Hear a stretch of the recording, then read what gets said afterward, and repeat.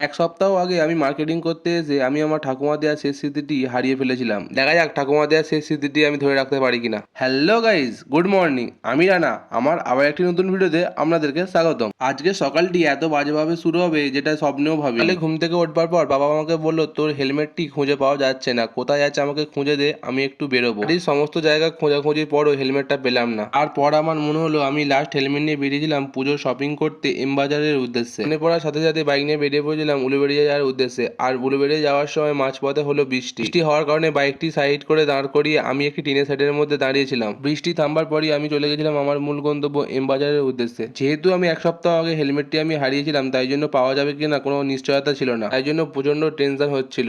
M বাজারে ম্যানেজারের সাথে কথা বলবার সময় আমাকে কোনো রকম ভিডিও করতে দেওয়া হয়নি। ওখানকার ম্যানেজারকে বিস্তারিত বলার পর আমাকে কিছুক্ষণ ওয়েট করতে বলা হলো। সব থেকে বড় কথা হলো হেলমেটটি হারিয়ে গেলে আমার কোনো দুঃখ হতো না, কিন্তু হেলমেটটি হলো আমার ঠাকুমার দেওয়া শেষ স্মৃতি। বেশ কিছুক্ষণ ওয়েট করবার পর হেলমেটটি আমাকে দিয়ে দেওয়া হলো, কিন্তু বলা হলো যে কোনো রকম ভিডিও করবেন না। তারপর এম বাজার থেকে বেরিয়ে পড়লাম বাড়ি যাওয়ার উদ্দেশ্যে। তারপর আমার হাতে চলে এলো সেই হেলমেট। বিশ্বাস করুন, এত সহজেই কাজটি হয়ে যাবে আমি ভাবিনি। আজকের ভিডিওটা আমি এখানেই শেষ করলাম। আবারও দেখা হচ্ছে পরবর্তী ভিডিওতে। সবাই ভালো থাকবেন, সুস্থ থাকবেন। Good bye.